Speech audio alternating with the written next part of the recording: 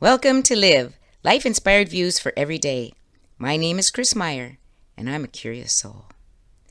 Have you wondered where the workers are? My husband took our daughter Maria to the ER the other night with a bad migraine. When they arrived, they were told right away that it would be 4 hours before they could get in. The hospitals are so short-staffed. How many restaurants or other places have you driven past with big signs in front saying, "Now hiring"? How many restaurants do you know that have closed because they could not find enough staff to work in them? So where are the workers? I've thought about it a lot lately.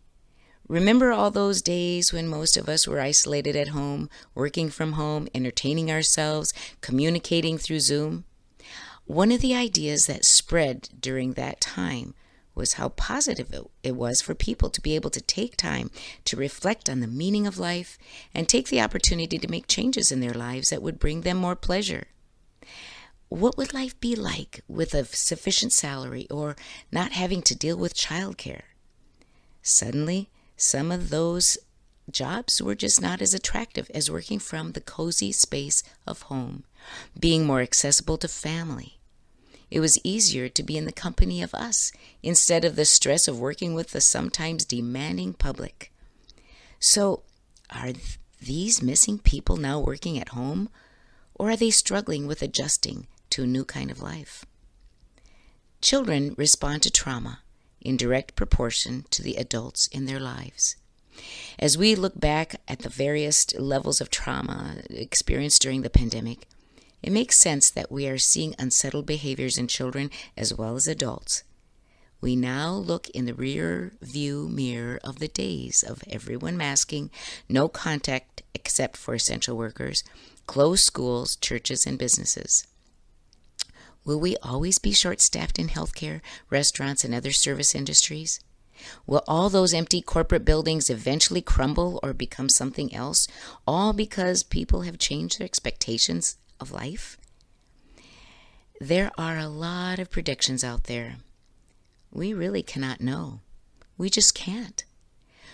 Moving to a new home takes a while to adjust because though we have moved your possessions to another place or location, putting them in a different place often makes us miss the familiar. Same with the changes that COVID brought in our lives. It moved us to a new place where we cannot know because we have not lived there before.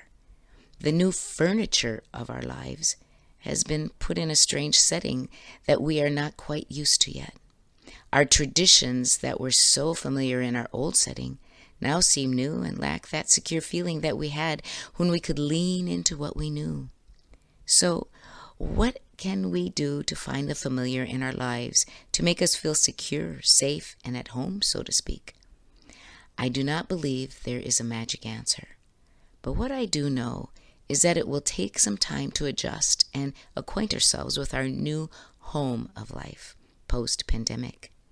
Some things, however, are certain. For all of humanity, people have carried certain instincts.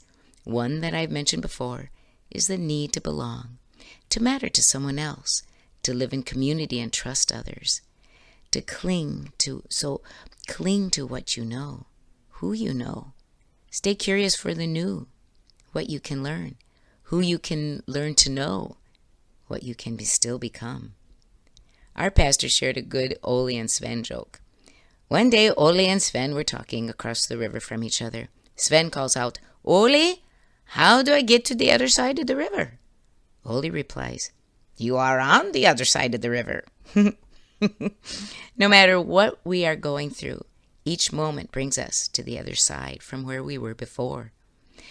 I asked my school counseling graduate students this summer why they were still interested in becoming school counselors after hearing all the struggles of our schools with student behaviors, hurting staff, lack of subs and teachers.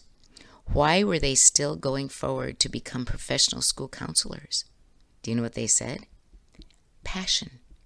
They had passion to help others. That's purpose. It's the beacon that shows us the way to the other side of the river.